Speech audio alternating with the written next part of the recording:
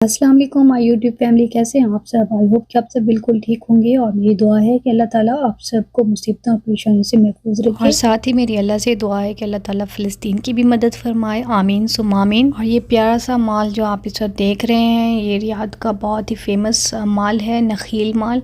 अल नखील माल इसको बोलते हैं। और इसमें काफ़ी ही प्यारा सा व्यू है इसका, काफ़ी ज़्यादा अच्छी जगह है यहाँ पर बैठने की। और ईद पर काफ़ी ज़्यादा रश होता है इधर।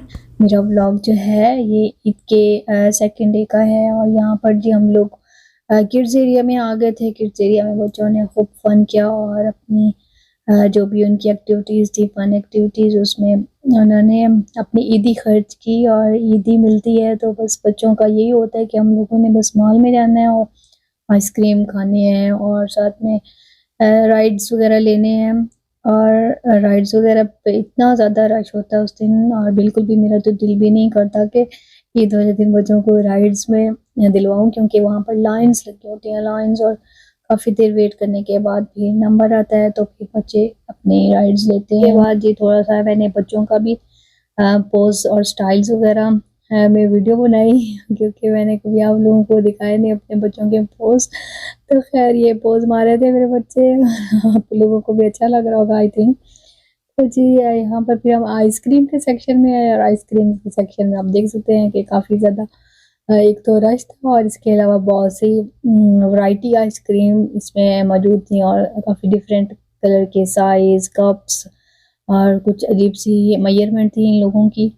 एक्चुअली ये शॉप जो थी ये फ़िलिपाइंस के जो लोग थे ना वो इसको चला रहे थे और काफ़ी फ़ेमस आइसक्रीम थी ये नखील माल में। और बिल्कुल ये जो आइसक्रीम शॉप है सिनेमा जहाँ पर नखील मॉल में उसके बिल्कुल साथ ही थी। उसी डायरेक्शन में जब लोग जाते हैं ना टिकट्स वगैरह लेने तो बस रास्ते में ये आइसक्रीम शॉप आ जाती है।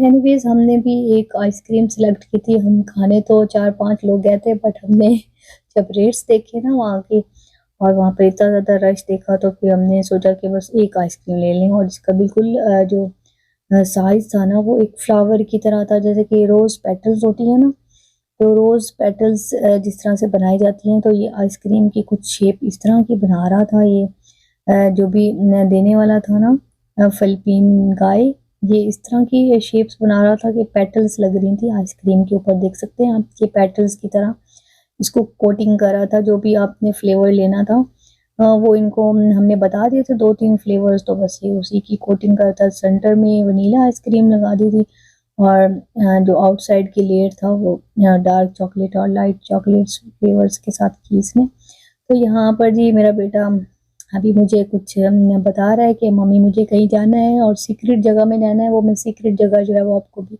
मैं शेयर करती हूँ। तो बच्चों को ज़ाहिर है माल वगैरह ले जाएँ तो बस खा पी लें, तो फिर उनको यहाँ पर जाना होता है और ये मेरी मोस्ट सीक्रेट जगह है जो कि मैं आपको दिखा रही हूँ। ये डब्ल्यूसी है और डब्ल्यूसी मैंने सोचा आप लोगों को माल का डब्ल्यूसी भी दिखा दूँगी, किस तरह के अंदर नीटनेस एंड क्लीननेस होती है। और आई थिंक कि आप लोगों ने कभी डब्ल्यूसी किसी व्लॉग में नहीं देखा होगा, तो मैंने सोचा कि क्यों ना मैं ही आपको दिखा दूं। तो यहाँ पर जी ईद की रौनकें हो गई थी ख़त्म और हम लोग वापस घर आ गए थे और घर में मैंने थोड़ी सी शॉपिंग की थी। मैंने सोचा आप लोगों को ये भी शेयर कर दूँ, इसका रिव्यू भी दे दूँ। घर में डेली रूटीन में ना जब इनका दिल चाहता है ये आइस पॉप वगैरह बनाकर खुद से खा सकें, तो मैंने सोचा आप लोगों से भी शेयर कर लूँ कि ये किस तरह का आइस मॉडल है। जी यहाँ पर देख सकते हैं कि इसके अंदर कुछ भी मिल्क वगैरह या फिर जो भी आप जैसे कि कुल्फ़ी टाइप कुछ भी इसके अंदर डाल सकते हैं और कोक वगैरह में शुगर डालकर भी डाल सकते हैं। तो ये समर सीज़न में काफ़ी मज़े की बनती हैं इसमें जी आइस पॉप्स। और फिर आइस पॉप्स जो है ये बच्चे घर में बनाकर खाते हैं। इसके बाद जी आजकल आपको पता है रेनी डे है, दुबई में तो बारिशें हो ही रही हैं और रियाद में भी काफ़ी अच्छा वेदर बना हुआ है। तो बस फिर रमज़ान तो चला गया, रमज़ान में तो फिर काफ़ी डिशेस वगैरह बनती थी और आजकल फिर अब ज़ाहिर है रमज़ान को भी मिस कर रहे हैं। एनीवेज़ फिर हम लोगों ने थोड़ा सोचा कि हम लोग ना चिकन नगेट्स और फ्राइज़ बना लेते हैं, बट अनफॉर्चुनेटली जब हम लोगों ने फ्रिज ओपन किया तो चिकन नगेट्स जो थे वो फिनिश हो चुके थे और हम लोग पाना भी नहीं गए थे, वरना हम उसको रिस्टॉक कर लेते। तो बस फ्राइज़ ही मौजूद थे, तो बस मैंने बच्चों को फिर फ्राइज़ बना कर दे दिए। और एयर फ्राइड में ये है कि कुछ भी ऑयल वगैरह नहीं डलता, बस फ्राइज़ डाल दें और टेम्परेचर दे दें तो ईज़िली बन जाता है और ऑयल फ्री होते हैं, काफ़ी ही अच्छे और हेल्दी किस्म के होते हैं। तो बस इन पर मैंने थोड़ा सा चाट मसाला और केचप वगैरह डालकर बच्चों को दे दिया था। तो मेरा ये था आज का छोटा सा व्लॉग। आई होप कि आप लोगों को मेरा आज का व्लॉग पसंद आया होगा। और जो लोग नए हैं मेरे चैनल्स पर, प्लीज़ मेरे चैनल को सब्सक्राइब कर लीजिएगा। और मेरे अच्छे अच्छे व्लॉग्स आते रहेंगे सऊदी अरेबिया से आप लोगों के लिए। और आप प्लीज़ मुझे कमेंट्स में ज़रूर बताइएगा कि आप लोगों को मेरे व्लॉग्स किस तरह के लगते हैं और मुझे क्या इसमें और एडिट करना चाहिए। अल्लाह हाफ़िज़।